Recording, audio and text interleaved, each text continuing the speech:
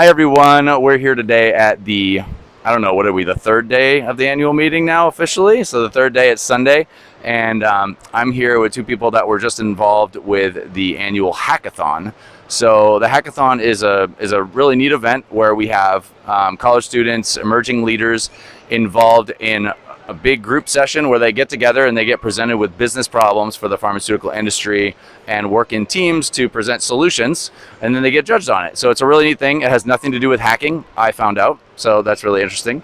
But these are two of the participants from this year, Laura and Carolina. So we wanted to talk with them really briefly about their experience, how it went, and sort of what they're looking forward to in the coming year. So first off, if you guys could you just give us a little background on who you are, and then we'll ask a couple questions. So how about you first, Laura?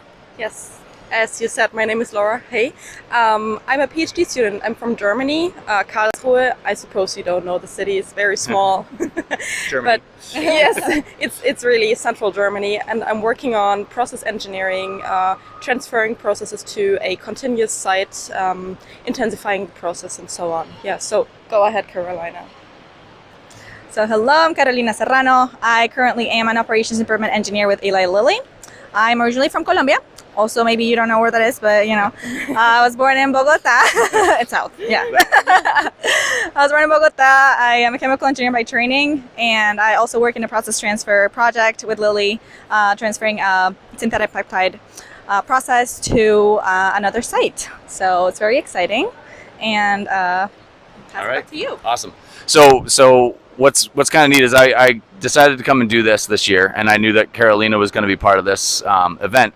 I met her last year at the annual meeting at, I think it was a Women in Pharma event, right? Yep. So I was at a Women in Pharma event, and I got to meet her and a number of other people. We sat at a table together, and it was very evident to me when I met her, and she was still in college. What college were you? Texas A&M. Texas A&M, some Aggies. So she was still in college at the time, and I was like, oh, this one, she's going to be a firecracker. Look out. And I think you already knew you were going to Eli Lilly, right? I did. Yeah. All right. Cool. So one of the things I'm curious about you. So you've done this now a couple of years, right? So tell me about your experience, I guess, doing it as a college student versus now you've got, you're a veteran, right? Yeah. All these months under your belt now. So tell me about your experience, sort of moving from as a college student now to in the professional realm as an actual employee at one of these facilities. Yeah, so I think like the first time I did it was virtually. The prompt was actually from Baxter, and it was more on the virtual side of things, more on like the OCR and optical character recognition type of technology for manufacturing. And it's like very new, the type of technology. So it was an interesting experience as a college student because, I didn't really know what that was. So I got to learn and like explore and research all of that. Now, as part of industry, I think I have more experience and I've been more exposed to other technologies. Mm-hmm. So whenever I hear about cell and gene therapy, I have an idea what that is, and just in general, understanding the upstream and downstream process for any type of manufacturing process in pharma is really helpful. And so I think now I was able to contribute in a different way to my team and just bring more structure around it and like what is expected of us when we're presenting. Yeah. So different, approach when I was a student, now when I'm in an industry. Yeah. So, have you participated before in a hackathon? Not yet. No, not before. This is my first hackathon ever, and it was a very exciting experience because there are so many different approaches to tackle this problem. Because, as you said, the background really makes a difference, and you just talked about your approach just 10 months ago. Yep. It's just crazy what can happen in such a short time. Yeah. So how did the actual experience of going through it here today or in the last 2 days compare with kind of what you expected? Like you had certain group dynamics, you had different kinds of people. Like I looked in that room and it was not like one kind of person in that room. It was actually probably the most diverse, probably one of the more diverse groups I've ever seen at an ISPE event, I would say. So I'm just curious what your expectations are versus what reality was. So I expected much bigger groups, but Yep. It was so nice to work in a small group. So it was very intense. Everybody got in touch with every aspect of the problem and had the chance to think about it and propose a solution for it. So yeah, what do you think? I think it was cool to meet people from other countries. Oh, yeah. You know, now I know you, emerging leader from Germany, Yeah. and now we can connect and share ideas and other, aspects that I want to do within ISPE. So I think that was one of the coolest things. Like, there's also people from Argentina, there's people from Russia, there's people from Spain. France, Spain, and I mean, I speak Spanish. That's my mother tongue, and I was able to talk to people here in Spanish that I never really see in conferences like that. And so it was really cool to be able to see that. That's awesome. All right, cool. So I'm also a little bit curious. So you guys came up with you guys were on different teams, right? I saw you guys growling at each other. So you guys are on different teams. You're competitors. How do you think, like, you always come up with these business solutions or technical solutions depending on what you're given from one year to the next? Like, I don't know, how do you feel like they actually are in comparison to reality? Like, you have like 1.5 days or less really to come up with a solution to a big problem, right? Or a big challenge. And you guys work with people that you've never met before to come up with a cool solution. So, like, I mean, I'm just curious, like, how close to reality do you think it is? So I have to admit, it was a real challenge for me because my background is really academic. In an academic scientific bubble. I'm diving into my problems completely for weeks into a very small problem and trying to optimize it. And now we had to tackle a challenge which is so big and so diverse in only 12 hours, 14 hours max. It was quite a challenge for me. How do you like it? I think I liked it. I think we did need a little bit more time. Yeah. But I think it differs a lot from industry. I mean, there's obviously like certain frameworks and a type of discussion that has to happen when you're solving a problem in industry.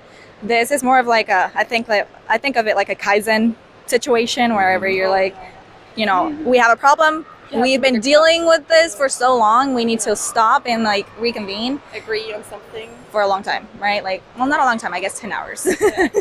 And so I like this because we, at the end, had a product, right? Like, we had a deliverable. And sometimes it takes a little bit more time to get there in industry, I think. But we have a solution, and I think that was the goal. Yeah. Certainly. Well, you would spend months and months and months and months doing ultimately what you guys were doing. So there's no real connection to reality from that respect. You guys were covering huge swaths of stuff, right? And it was funny, I sat in there yesterday a little bit and I was listening in on a couple groups talking and I was like, wow, that's a really detailed thing you're talking. I mean, it was all the way down at like, what do you do on Tuesday morning at 8 kind of an answer. Just, you go in and out of those kind of things as you talk about big solutions. And everybody brings so you come from this academic background, you're just out of school and now you're working at a very big, company. And, some of these other people are working at companies or in school. Everybody comes with their own experiences and they kind of want to inject that right into that team atmosphere. So I think it's pretty neat to watch. All right. So before we close out, I want to ask you guys a couple different things. So looking forward to this next year. This was a pretty cool event. And I personally, I'm too old for this stuff now, I think, but I do think that it's a really good value just to sort of get an understanding of or a perspective on what's happening on a macro level that most of us will never actually get to do, right? Or you might, but not for 15 years because you sort of have to get to that level in a company or in the industry to do it.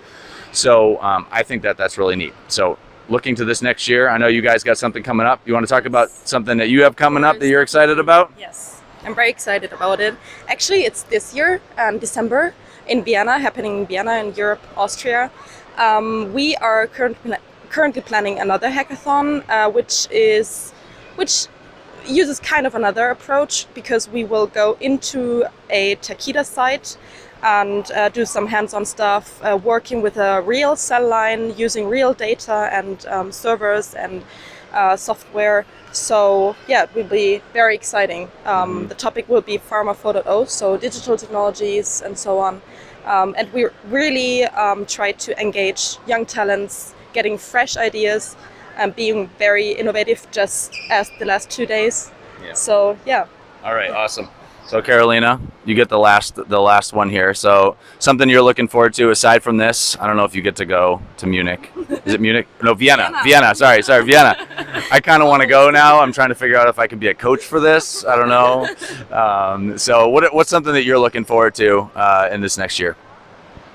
Yeah, so definitely looking forward to that. Yeah. Maybe I can participate virtually. I don't know. But I'm looking forward to the Women in Pharma International Mentorship Program launch in 2023. I'm the chair for the International Mentorship Program, and the idea is to have a 4-tiered mentor circle program where you have a student, you have an emerging leader, you have a mid-career professional and a senior career professional within the same group, and you share ideas, right?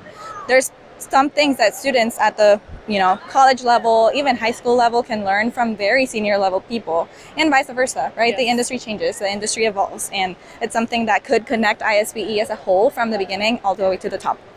And so launch is 2023. It'll be exciting, and connecting with people like you all the way in Germany, like we can promote it. Connect across the Atlantic. Exactly. Yeah.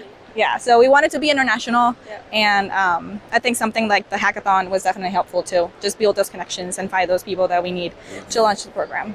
So look forward to it, 2023. All right.